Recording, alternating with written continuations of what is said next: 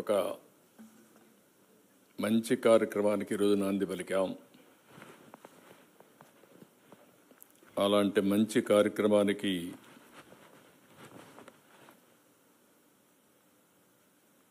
శ్రీకారం చుట్టినటువంటి గ్రంథ రచయిత డాక్టర్ నోరి దత్తాత్రేయ గారు,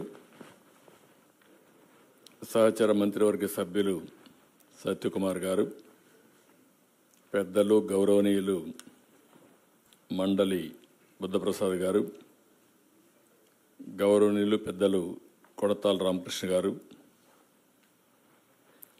ఎంఎస్కో విజయ్ కుమార్ గారు, ఒక మంచి పుస్తకాన్ని దత్తాత్రేయ గారు రాస్తే దాన్ని ప్రచురించడం కూడా అంతే మంచి కార్యక్రమం.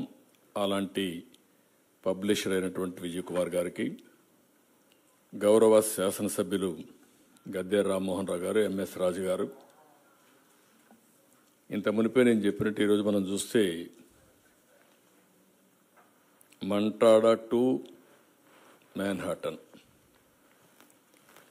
ఫస్ట్ టైం నేను ఆయన ఈ జిల్లాలో పుట్టాడు అనుకున్నాను, కానీ ఎందుకంటే నాకు సుదీర్ఘ పరిచయం ఉంది. మనందరి ప్రియతమ నేత ఎన్టీ రామారావు గారి కుటుంబంతో సన్నిహిత సంబంధాలున్న వ్యక్తి నోరి దత్తాత్రేయ గారు. నాకు తెలుగుదేశం పార్టీ అధికారంలోకి వచ్చినప్పటి నుంచి మేము కలుస్తూ ఉండేవాళ్ళం, మాట్లాడుతూ ఉండేవాళ్ళం. ఆ విధంగా చాలా చనువు పరిచయం ఉంది. చాలామంది చెప్పారు,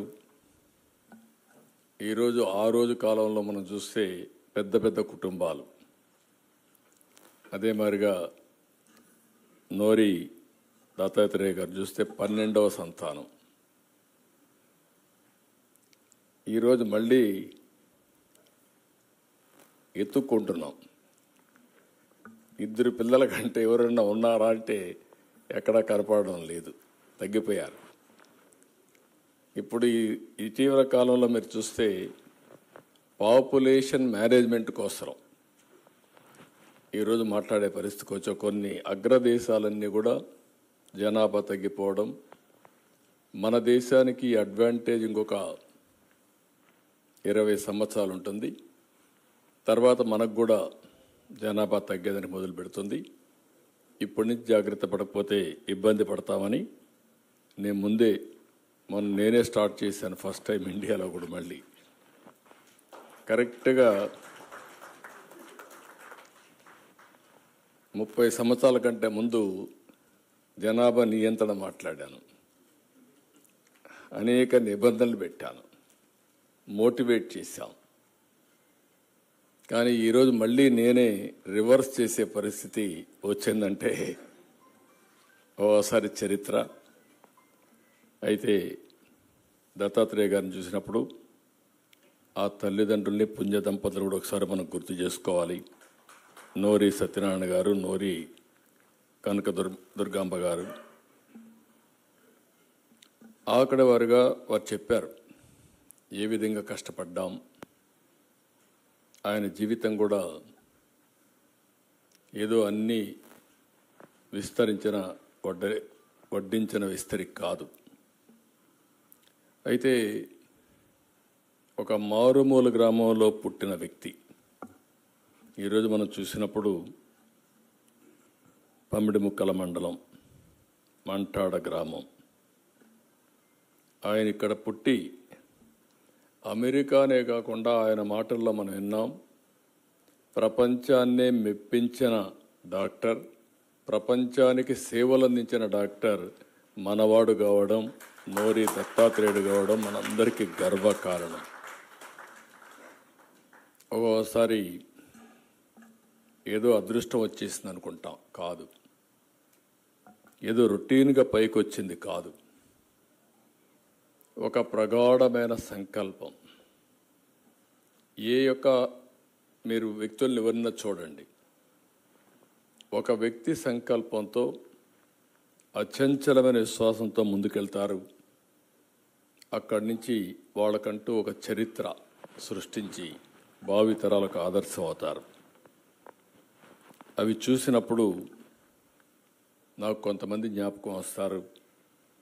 ఎన్టీ రామారావు కూడా ఇదే జిల్లాలో పుట్టి ఒక మామూలు కుటుంబంలో పుట్టి భవిష్యత్తులో కూడా అలాంటి వ్యక్తి మళ్ళా పుడతాడా అనే పరిస్థితి తీసుకొచ్చారంటే అది ఒక చరిత్ర. అలాంటి చరిత్ర సృష్టించారు. ఏ రంగంలో ఉన్నా అక్కడ చేసే పరిస్థితి వచ్చారు. వారి ప్రయాణాన్ని మనం విన్నాం. మామూలుగా ఇక్కడనే చదువుకొని అక్కడి నుంచి మీరు చూస్తే ఇక్కడే పియూసి, బిఎస్సి ఆంధ్ర జాతీయ కళాశాలలో పూర్తి చేసుకుని కర్నూలులో ఎంబీబీఎస్ చేసి ఉస్మానియాలో పీజీ చేసి అదే మరి గాంధీ ఆసుపత్రిలో కొన్నాళ్ళు ఉస్మానియా యూనివర్సిటీలో అనుబంధంగా ఉన్న రేడియం ఇన్స్టిట్యూట్ అండ్ క్యాన్సర్ హాస్పిటల్లో రెసిడెంట్ డాక్టర్గా పనిచేయడం. అక్కడ ఆయన ఒక సంకల్పం, ఓసారి భగవంతుడు కూడా కొన్ని అవకాశాలు ఇస్తారు. అందరి జీవితాల్లో మీరు చూస్తే ఒక్కొక్కరి జీవితంలో ఒక్కొక్క మలుపు తిరిగే సంఘటనలు వస్తూ ఉంటాయి. అలాంటి మలుపు తిరిగే సంఘటనలు అందిపుచ్చుకున్నవారు ఏ స్థాయికైనా రీచ్ అయ్యే పరిస్థితి వస్తారు. ఒకవేళ అలాంటి వచ్చినా వదిలిపెట్టిన వాళ్ళు అక్కడే ఉంటాం. ఆయన మీరు ఒకసారి చూస్తే అమెరికా నుంచి వచ్చినప్పుడు వాళ్ళు ఒక కార్డు, విజిటింగ్ కార్డు ఇస్తే ఆయన సంకల్పం, ఒక ఇంట్యూషన్ ఎట్లా పనిచేసిందంటే మళ్ళీ నేను అమెరికాకు పోవాలని అక్కడికి వెళితే ఒక చిన్న కాంటాక్ట్, ఆ కాంటాక్ట్లో కూడా మనం చూడాలి, అది ఒక మిరాకిల్. అంటే ఆయన సిన్సియారిటీ, ఆ డాక్టర్ని మెప్పించాడు ఆ వయసులో అంటే ఆయన సిన్సియారిటీ, ఆయన సబ్జెక్ట్ చూసిన తర్వాత ఈ కుర్రవాడికి భవిష్యత్తు ఉంది, ఎప్పుడైనా నువ్వు వస్తే నన్ను కలవమని చెప్పాడంటే అది నోరి దత్తాత్రేయ గారి గొప్ప విషయం అని చెప్పి కూడా నేను మీకు తెలియజేస్తున్నా. ఆ సంకల్పమే ఆయన్ని ముందుకు తీసుకెళ్ళింది. ఆయన చెప్పినప్పుడు ఒక మాట అన్నాడు, ఆ హాస్పిటల్లో నేరుగా అప్పటికే ఇంటర్వ్యూ కూడా లేకుండా ఇచ్చారంటే అది వారి యొక్క ఒక విశిష్టత, లేకుంటే ఆయన యొక్క మెరిట్ అది. అక్కడి నుంచి మీరు చూసినప్పుడు అంచెలంచెలుగా ఎదిగాడు. అంచెలంచెలుగా ఎదిగి ఈరోజు ఈ స్థాయికి వచ్చాడు. వారిని, వాళ్ళ తల్లిని గురించి వారు చెప్పారు. అదే మరి ఆయన వైఫ్ కూడా, ఎవరైతే సుభద్ర గారు, ఆవిడ కూడా డాక్టర్, డాక్టర్ కూడా డాక్టర్. ఆ కుటుంబం మొత్తం డాక్టర్స్గా ఉండి ఒకరికొకరు సహకరించుకున్నారు. ఆ కుటుంబాన్ని, ఆ తండ్రిదండ్రుని ఒకసారి గుర్తు చేసుకుంటూ మరొక్కసారి మనస్ఫూర్తిగా అభినందిస్తున్నాను. వైద్య రంగంలో మీరు చూస్తే చాలా అవార్డ్స్, ఒకటి రెండు కాదు. American cancer society clinical fellowship faculty award ఇచ్చారు. అదే సమయంలో లేడీస్ హోమ్ జనరల్ నిర్వహించే సర్వేలో మహిళల క్యాన్సర్ నివారణలో ఉత్తమ డాక్టర్గా అవార్డు ఇచ్చారు. 95లో మెడికల్ అసోసియేషన్ గోల్డ్ మెడల్ ఇచ్చారు. 2003లో American college of radiation oncology fellowship అందుకోవడం ఆయన అనేక విజయాల్లో ఇది ఒకటి. 50 సంవత్సరాలు మనం అందరం కూడా 50 సంవత్సరాలు వసంతాలు అన్ని జరుపుకుంటాం. కానీ ఆయన 50 సంవత్సరాల సుదీర్ఘంగా క్యాన్సర్లో ట్రీట్మెంట్ ఇచ్చాడంటే, అనేక ఇన్నోవేషన్స్ దారి తీశాడంటే మనస్ఫూర్తిగా ఆయన్ని అభినందిస్తున్నాయి. ఈరోజు అమెరికన్ క్యాన్సర్ సొసైటీ ఆయన్ని ట్రిబ్యూట్ టు లైఫ్ అనే అవార్డు కూడా ఇచ్చారు. ఇది వచ్చినప్పుడు ఆయన ఒక స్టోరీ కూడా చెప్పారు. మా మదర్ ఇన్ లా, నా మ్యారేజ్ అయిన తర్వాత ఆవిడకి క్యాన్సర్ వచ్చింది. మా ఫ్యామిలీ అంతా చాలా బాధపడ్డాం. అప్పుడు 2 హాస్పిటల్స్ ఉండేటివి. ఒకటి బాంబే టాటా మెమోరియల్ ఇన్స్టిట్యూట్, 2 అడయార్.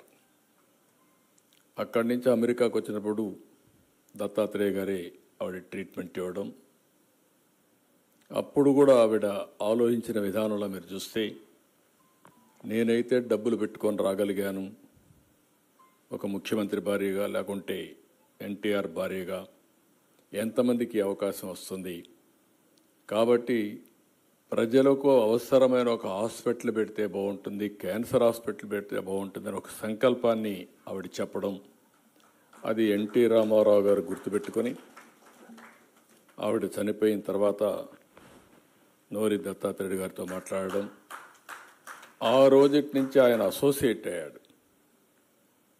ఎప్పుడైతే ఎన్టీఆర్ ఆ సంకల్పంతో 7 ఎకరాలు భూమి ఇచ్చారు, తర్వాత కొన్ని కారణాల వల్ల మేము అనుకున్నంత ప్రోగ్రెస్ చేయలేకపోయాం.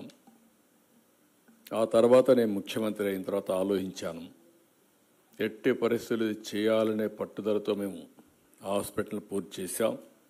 వాజ్పేయి గారు వచ్చి ఇనాగరేషన్ చేయడం, అబ్దుల్ కలాం వచ్చి ఒక ఫంక్షన్లో పార్టిసిపేట్ చేయడం, ఈరోజు వారు చెప్పినట్టు 175 176 జనరల్ బాడీ మీటింగ్స్కి వారు అటెండ్ అయ్యారంటే ఒక మనిషిలో ఎంత పట్టుదల ఉంటుందో ఇది ఒక ఉదాహరణ. Is a very popular doctor, ఆయనే చెప్పారు. ఎవరైనా కొంతమంది ఏంటంటే క్యాన్సర్ అనగానే మనం చాలా బాధపడతాం, భయం కూడా ఉంటుంది, ఎంత డబ్బులైనా పర్వాలేదు. అలాంటి స్పెషల్ ఫ్లైట్స్ కూడా పంపించి క్యాన్సర్ ట్రీట్మెంట్ ఇప్పించుకునే వ్యక్తి దగ్గర హాస్పిటల్ కోసం ఆ రోజు ఈరోజు ఇప్పుడు కూడా ఒకటే చెప్తున్నారు, ఈరోజు హైదరాబాద్లో క్యాన్సర్ హాస్పిటల్ బాగుంది, మళ్ళీ ఇలాంటి హాస్పిటల్ అమరావతిలో పెట్టాలనేది వారి సంకల్పం. డెఫినెట్గా పెడతాం. ఇప్పటికే ల్యాండ్ ఇచ్చాం, దాన్ని ఏ విధంగా లాజికల్గా తీసుకుపోవాలనో వీరితో కూడా మాట్లాడి మేము చేస్తామని చెప్పి కూడా నేను మీకు తెలియజేస్తున్నా. ఈయన 1-2 విషయాలే కాకుండా చాలా విషయాల్లో బ్రాకీ థెరపీ, ఎందుకంటే క్యాన్సర్ వచ్చినప్పుడు మనకు చాలా సఫరింగ్ కానీ బాడీ అంతా కూడా ఇది కావడం కానీ అవన్నీ ఉంటాయి.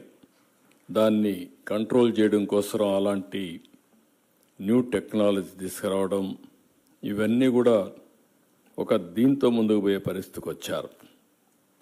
ఇంకొక పక్కన మీరు చూస్తే ఈరోజు ఒక నోరి ఫౌండేషన్ కూడా పెట్టాడు. ఆయన మాట్లాడిన మాటల్లో మీరు చూసినప్పుడు ఆయనకి ఎన్ని అవార్డులకు వచ్చిన దానికంటే ఆయన ద్వారా ట్రీట్మెంట్ తీసుకున్న పేషెంట్లు అప్రిషియేట్ చేస్తే అదే పెద్ద అవార్డుగా ఫీల్ అవుతున్నా అంటే అది ఆయనకు ఉండే పట్టుదల. ఒక ట్రీట్మెంట్ ఇచ్చినప్పుడు ఉండే డాక్టర్కి ఎంత ఆనందం ఉంటుందంటే అంత ఆనందం. వీళ్ళంటి పేషెంట్ల కోసం నోరి ఫౌండేషన్ పెట్టి ముందుకు తీసుకుపోయే పరిస్థితికి వచ్చారు. ఇలాంటివన్నీ కూడా మీరు చూస్తే ఇంకొక పక్కన మనం ఆలోచిస్తే అందరూ కూడా క్యాన్సర్ అనగానే ముందు పేషెంట్స్ సగం చనిపోతారు, అక్కడి నుంచి ఇంక నెంబర్ రోజులు లెక్కేసుకునే పరిస్థితి వస్తుంది. అలాంటి దాని నుంచి ఇంకొక పక్కన చూస్తే సఫరింగ్ కూడా చాలా ఎక్కువ ఉంటుంది, మామూలు సఫరింగ్ కాదు. మనం కూడా పక్కనుండే వాళ్ళు కూడా చాలా బాధపడుతూ ఉంటాం. ఇంకొక పక్క ఆర్థికంగా కూడా బాగా చితికిపోయే పరిస్థితి వస్తుంది. ఒకసారి క్యాన్సర్ వచ్చిన తర్వాత ఆ ఫ్యామిలీ ఆర్థికంగా కూడా పూర్తిగా దెబ్బతినే పరిస్థితి వస్తుంది. వారు చెప్పిన దాని ప్రకారం 22లో మనం చూస్తే 19.9 మిలియన్ క్యాన్సర్ పేషెంట్లు వచ్చారు. ఇండియా కూడా 3వ స్థానంలో ఉంది. చైనా, అమెరికా తర్వాత మన దగ్గరనే ఎక్కువ ఉన్నాయి. ప్రతి సంవత్సరం 13 లక్షల మంది క్యాన్సర్ బారిన పడుతున్నారు, 9 లక్షల మంది వరకు చనిపోతున్నారు. మన దగ్గర ఒక 70,000 వస్తున్నాయి, అందులో మీరు చూస్తే 40,000 మంది దగ్గర చనిపోయే పరిస్థితికి వచ్చారు. అయితే ఇప్పుడే మన వాళ్ళందరూ చెప్పారు, మా మంత్రి గారు కూడా సత్యకుమార్ గారు చాలా స్పష్టంగా చెప్పాడు, అన్ని స్క్రీనింగ్ కూడా చేస్తున్నారు. 4.9 లక్షల మందికి నోటి క్యాన్సర్ స్క్రీనింగ్ పరీక్షలు చేస్తే దానికోసం ఒక టార్గెట్ పెట్టుకుంటే 1.5 కోట్ల మందికి పూర్తి చేశారు. 56,851 మంది క్యాన్సర్ అనుమానితులుగా గుర్తించారు. 2 కోట్ల మంది బెస్ట్ క్యాన్సర్ పరీక్షలు టార్గెట్గా పెట్టుకుంటే 78 లక్షల మందికి ఇప్పటికే టెస్టులు పూర్తి చేశారు. ఇందులో 32 మంది అనుమానితులుగా గుర్తించారు. 1,68,00,000 మందికి సర్వైకల్ క్యాన్సర్ పరీక్షలు చేయాల్సి ఉండగా ఇప్పటికి 41 లక్షల మందికి చేస్తే 34 మంది అనుమానితులుగా గుర్తించే పరిస్థితి వచ్చింది. ఎంత? 34,000, 34,000 మంది వచ్చారు. అంటే ఇవన్నీ చూసిన తర్వాత ఏ విధంగా మనం కూడా ప్రివెంటివ్, ఇప్పుడే డాక్టర్ గారితోనే మాట్లాడుతూ ఉంటే నోరి దత్తాత్రేయ గారితో ఒకటే చెప్పారు, ఇవి 80% వరకు ముందుగానే ప్రివెంటివ్ మెజర్స్ తీసుకుంటే మనం క్యాన్సర్ నుంచి బయటపడే అవకాశం ఉంటుందని చాలా స్పష్టంగా చెప్పారు. వారి యొక్క ఉత్సాహం చూశాను, అభిమానం చూశాను. ప్రపంచంలో ఎన్నో మీటింగ్లకు వెళ్ళారు, విఐపీస్ వెయిట్ చేసే పరిస్థితికి వచ్చారు. Best universities in the world ఆయన దగ్గరకు వచ్చి నేర్చుకునే పరిస్థితికి వచ్చారు. కానీ విజయవాడకు వచ్చిన తర్వాత, ఈ పుట్టిన జన్మభూమిని చూసిన తర్వాత చాలా ఆనందం పడుతూ పులకించిపోయే పరిస్థితికి వచ్చారు. నా గడ్డ పైన, నా జన్మభూమి పైన నేను ఈ పుస్తకం రిలీజ్ చేస్తున్నానని చెప్పి ఆనందపడే పరిస్థితికి వచ్చారు. అందుకే వారికి ఒక బాధ్యత చెప్తున్నా, ఆంధ్రప్రదేశ్ రాష్ట్రం తరపున క్యాన్సర్ పైన ఆయన అడ్వైజర్గా తీసుకుంటాం, గవర్నమెంట్ అడ్వైజర్గా తీసుకుంటాం. అడ్వైజర్గా తీసుకొని ఆయనకు బాధ్యత చెప్తాం. ఇక్కడే మా సత్యకుమార్ గారు ఉన్నారు. ఇద్దరూ కలిసి ఎంతమందిని మీరు కాపాడగలిగితే, ఎంతమందికి ప్రివెంటివ్ హెల్త్ కింద, ప్రివెన్షన్ కింద చేయగలిగితే అంత మీ ఇద్దరికి పుణ్యం వస్తుంది. కాబట్టి ఇద్దరు కూడా అంకితమైన భావంతో పనిచేయాల్సిన అవసరం ఉంది. One of the best doctor and also best డాక్టరే కాకుండా క్యాన్సర్ అనేది కూడా చేతివాటం అంటారు. మంచి డాక్టర్ అయితే డయాగ్నోసిస్ కూడా పర్ఫెక్ట్గా చేస్తారు. చేయడమే కాకుండా ట్రీట్మెంట్ కూడా, హీలింగ్ కూడా చాలా పర్ఫెక్ట్గా ఉంటుంది. అలాంటివి చాలా చేసే అవకాశం వస్తుంది. ఇక్కడ చూసినప్పుడు ఇప్పుడే నేచురల్ ఫార్మింగ్ వెంకటేశ్వరరావు ఒక రైతు పుస్తకాలు మొత్తం తెచ్చాడు. నేను అలాంటి కమిట్మెంట్ ఉండేవాళ్ళని చూసి చాలా ఆనందపడతాను. ఇలాంటి వాళ్ళు ఎంతమంది ఎక్కువ సమాజంలో తయారైతే సమాజానికి అంత ఉపయోగం ఉంటుంది. ఆ పుస్తకాలని రాసి ఏ విధంగా మనం మిల్లెట్స్ కానీ, ఎరువులు, క్రిమిసంహారక మందులు లేకుండా సేద్యవేట చేయాలి, భూమి తాపాన్ని ఎట్లా తగ్గించాలి, ఏ విధంగా మళ్ళీ భూమికి కూడా మనం సేవలు అందించి మన ఆరోగ్యాన్ని మనం కాపాడుకోవాలనే పుస్తకాలు చాలా రాసి వచ్చాడు. మనస్ఫూర్తిగా అభినందిస్తున్నా. నేను అమెరికాకు పోయినప్పుడు దావోస్లో మాట్లాడుతూ ఉంటే ఒక ఆలోచన వచ్చింది. ఆలోచనలు ఎప్పుడు కూడా అప్పుడప్పుడు వస్తూ ఉంటాయి.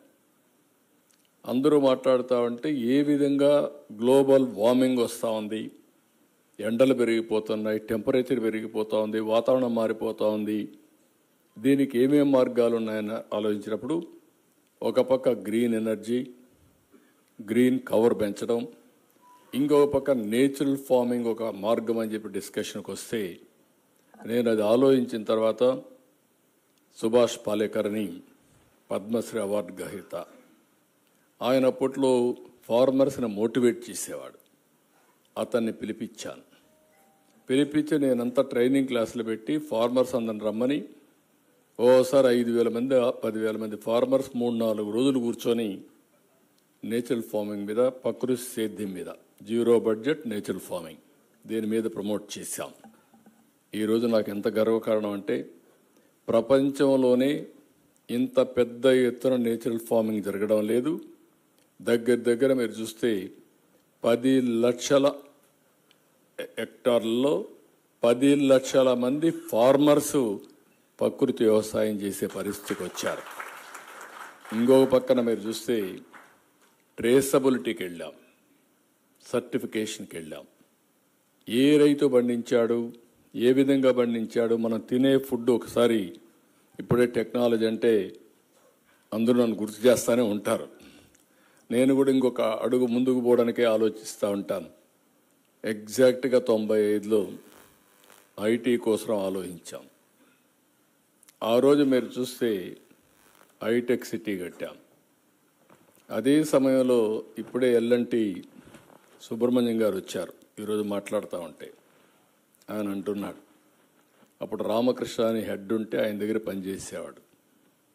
ఆ రోజు ఆయన మేము వచ్చాం సార్, మీరంతా చెప్తుంటున్నాం, మీరు అక్కడ తీసుకెళ్ళి హైటెక్ సిటీ కడతానన్నారు. మాకే ఆశ్చర్యం వేసింది, అక్కడ పాములు తిరుగుతున్నాయి, ఇక్కడ హైటెక్ సిటీ ఏంటి? అప్పుడు మేము టీసీఎస్ టాటా కన్సల్టెన్సీ ఉంటే వాళ్ళు రిపోర్ట్ ఇమ్మన్నాం. రిపోర్ట్ ఇమ్మంటే ఇక్కడ ఏం వ్యాపారం జరగదు, క్యాన్సిల్ చేసుకుని వెళ్ళమన్నారు. కానీ మీరు కట్టమంటే కట్టాం, మా డబ్బులు పోయిందనుకున్నాం. మీరు మార్కెట్ చేసి 1 year లోపల ఫుల్గా వచ్చారు, అందరూ వచ్చారు. ఈరోజు హైదరాబాద్ చూస్తే ఆ రోజు గుర్తొస్తుందని ఇప్పుడే చెప్పాడు. అంటే ఒక ఎగ్జాంపుల్ చెప్తున్నా మీ అందరికీ. ఎవరు నమ్మలేదు. ఈరోజు నేను ఏదైనా మాట్లాడితే మళ్ళీ కొంతమంది రాస్తూ ఉంటారు, ఈయనంతా రేపుడు గురించి మాట్లాడుతున్నాడు, ఈరోజు గురించి పనిచేయడం లేదు, ఇలాంటి రాసే వార్తలు కూడా ఉంటాయి. ఈరోజు ఉంది, రేపు ఉంది, ఎల్లుండి ఉంది. ఫ్యూచర్ని గురించి ఆలోచించకపోతే మనం అనుకున్న ప్రగతిని సాధించలేము. ఇప్పుడు అందుకే నోరి దత్తాత్రేయ గారు కోరేది, ఆయన ఏఐ కూడా పర్ఫెక్ట్గా హెల్త్లో ఉపయోగిస్తున్నాడు. నేను ఇంకొక స్టెప్ ముందుకు పోయి ఈరోజు ఏం ఆలోచించానంటే, డీప్ టెక్నాలజీ, క్వాంటమ్ కంప్యూటింగ్ ఆంధ్రప్రదేశ్కి రావాలి. ఆ రోజు ఐటీ హైదరాబాద్లో వచ్చింది. ఈరోజు క్వాంటమ్ కంప్యూటింగ్ అమరావతికి రావాలని, ఎందుకంటే సూపర్ కంప్యూటర్లు వచ్చాయి, ఇంకా అనేకమైనటువంటి మార్గాలు వచ్చాయి. భవిష్యత్తులో క్వాంటమ్ కంప్యూటింగ్కి ఫ్యూచర్ ఉంది, డీప్ టెక్నాలజీస్ ఫ్యూచర్ ఉంది, నేచర్ని కాపాడుకునే బాధ్యత మనందరిపైన ఉంది. ఇవన్నీ జరగాలంటే ఆ దృష్టితో మనం ఆలోచించాల్సిన అవసరం ఉంది. అందుకే ఈరోజు నేను పెద్ద కంపెనీలను టీసీఎస్ కానీ, ఎల్ఎన్టీ, ఐఐటి మెడ్రాస్, అదే మరి ఐబిఎం, అదే మరి government of India department of science and technology, వీళ్ళందరినీ కూర్చొని పెట్టి మాట్లాడాం. తొందరలోనే ఇక్కడ డీప్ టెక్నాలజీ ఎట్లా వాడాలి, దీనికి రీసెర్చ్ ఎట్లా చేయాలి, క్వాంటమ్ కంప్యూటింగ్కి ఎట్లా రావాలి, అవన్నీ వర్కౌట్ చేస్తున్నాం. భవిష్యత్తులో ఇప్పుడు అందరూ మాట్లాడేస్తున్నారు ఏఐ కూడా. ఒకప్పుడు ఏఐ అంటే ఫోన్ అంటే తెలియని వాళ్ళు ఇప్పుడు ఏఐ మాట్లాడే పరిస్థితికి వచ్చాం. అది రియాలిటీ. భవిష్యత్తులో కూడా ఇంకా చాలా ముందుకు పోవాలంటే ఈ ప్రాంతం టెక్నాలజీ అడాప్ట్ చేసుకోవాల్సిన అవసరం ఉంది. ఈ సందర్భంగా నేను ఒక విషయం మీ అందరికీ చెప్తున్నాను. Punjab one of the best state. పంజాబ్లో ఉండే వాళ్ళందరూ కూడా దేశభక్తితో దేశాన్ని రక్షించడానికి ఆర్మీకి వెళ్తారు. రెండోది, దేశానికి అన్నం పెట్టిన రాష్ట్రం పంజాబ్, వీట్ కానీ గోధుమలు కానీ. కానీ ఆ రాష్ట్రంలో ఎక్కువ ఫెర్టిలైజర్స్ వేసి, పెస్టిసైడ్స్ వేసి, ఈరోజు మీరు చూస్తే ఢిల్లీకి ఎవ్రీడే ఒక ట్రైన్ వస్తుంది క్యాన్సర్ పేషెంట్స్తో.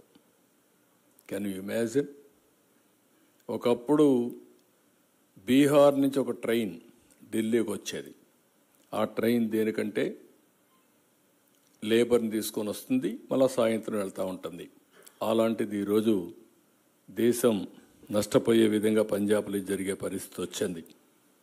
అందుకే అప్పుడప్పుడు ఇంత మనిపోయి మా మంత్రి అన్నాడు, నేను చాలా స్పష్టంగా చెప్పాను, food as a medicine, kitchen as a pharmacy. కాబట్టి ఈ రెండు కానీ మనం ఫాలో అయితే చాలా వరకు సమస్యలు పరిష్కారం అయ్యే పరిస్థితి వస్తుంది. పొగాకు కానీ, మద్యం కానీ, ఇవన్నీ కూడా ఇది చేయాల్సిన అవసరం ఉంది. ఈరోజు డాక్టర్ గారికి ఎన్ని చెప్పినా మన ఆరోగ్యం మన చేతుల్లో ఉంది. మీకు క్యాన్సర్ వస్తే డాక్టర్ ట్రీట్మెంట్ ఇస్తాడు తప్ప క్యాన్సర్ రాకుండా చేసుకోవడం అనేది మన చేతుల్లో ఉంది. ఆ విషయం మీరందరూ గుర్తుపెట్టుకోవాల్సిందిగానే మిమ్మల్ని కోరుతున్నాం. ఎక్కడికి పోయినా ఇప్పుడు జంక్ ఫుడ్ తినడం, ఫాస్ట్ ఫుడ్ తినడం, విపరీతంగా ఈ యొక్క పెస్టిసైడ్స్ అన్ని వాడడం, ఇవన్నీ చాలా సమస్యలు వచ్చే పరిస్థితి వస్తుంది. ఇవన్నీ కూడా మన యొక్క లైఫ్ స్టైల్ కూడా మనం మార్చుకోవాల్సిన అవసరం ఉంది. అందుకే నేను పెద్ద ఎత్తున ఈ 4-5 సంవత్సరాల్లో 50 లక్షల ఎకరాల్లో నేచురల్ ఫార్మింగ్ వస్తుంది, ప్రకృతి సేద్యం వస్తుంది. దానికి చిరునామాగా మన రాష్ట్రం ఉంటుంది, దానికి సర్టిఫికేషన్ ఉంటుంది, ఇంకో పక్కన ట్రేసబిలిటీ ఉంటుంది. ఎక్కడ పండింది, ఏ రైతు పండించాడు, ఏ విధంగా వ్యవసాయం చేశాడు, అవన్నీ డీటెయిల్స్ ఉంటాయి. ఆ డీటెయిల్స్ సమానంగా మళ్ళీ మీకు ఇది ఆర్గానిక్ ఫుడ్డా లేదా అని సర్టిఫికేషన్ కూడా ఇస్తుంది. కాబట్టి అలాంటి వ్యవస్థకు శ్రీకారం చుడుతున్నామని చెప్పి కూడా నేను మీకు తెలియజేస్తున్నా. ఈరోజు ఒక మంచి పుస్తకం, నేను వారిని చాలా మనస్ఫూర్తిగా అభినందిస్తున్నా. వారి చరిత్ర తెలియాల్సిన అవసరం ఉంది, భావితరాలు గుర్తుపెట్టుకోవాల్సిన అవసరం ఉంది. ఒక వ్యక్తి సాధారణ కుటుంబంలో పుట్టి ఒక సంకల్పంతో అసాధారణమైన వ్యక్తిగా తయారయ్యే దాంట్లో నోరి దత్తాత్రేయుడు గారు ఒక్కరు.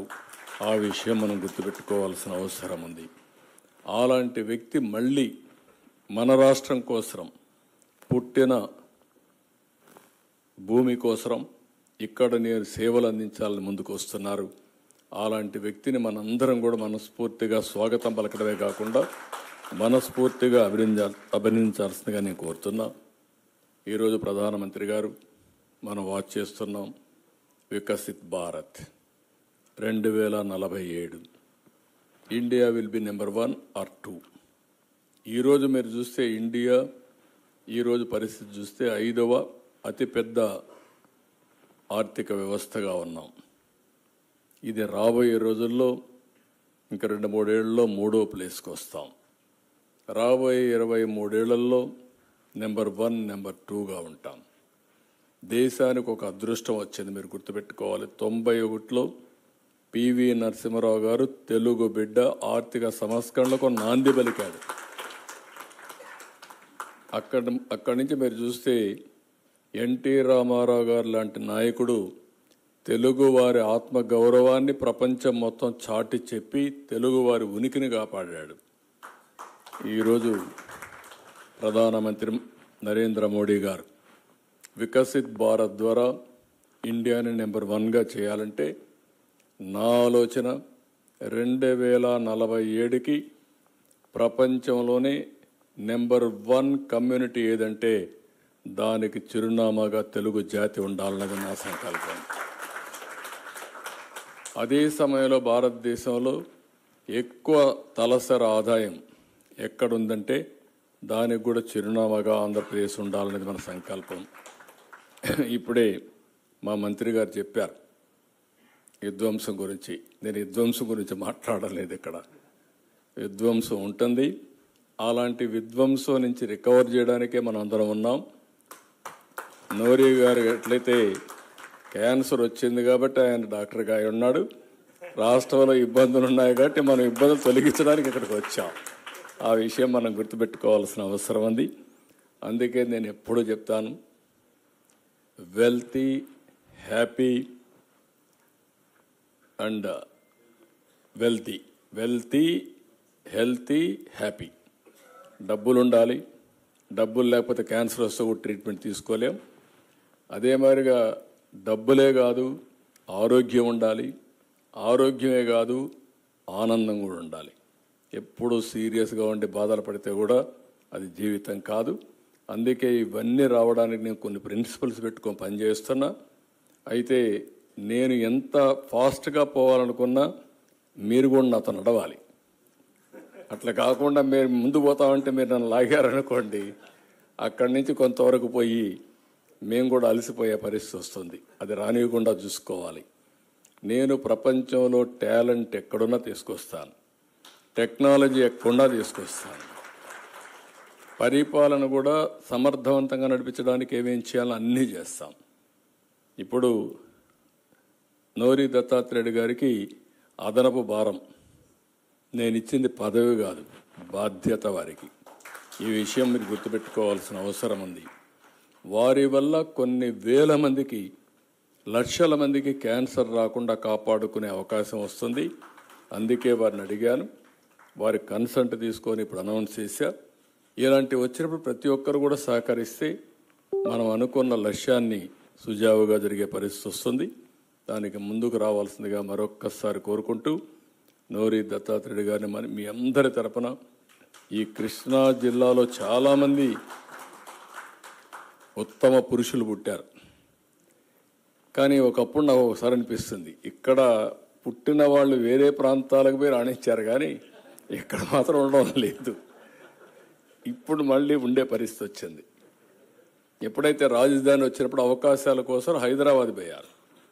ఒకప్పుడు ఇక్కడ రాజధాని లేదు కాబట్టి నేరుగా ఇక్కడి నుంచి నేరుగా చెన్నైకి వెళ్ళారు. కొంతమంది నేరుగా అమెరికాకి వెళ్ళారు, కొంతమంది వేరే దేశాలకు వెళ్ళారు. కానీ ఎక్కడ పోయినా రాణిస్తున్నారు. ఇక్కడ మాత్రం అలాంటి అవకాశాలు రాలేదు. అలాంటి అవకాశాలు ఇక్కడ క్రియేట్ చేస్తున్నాం.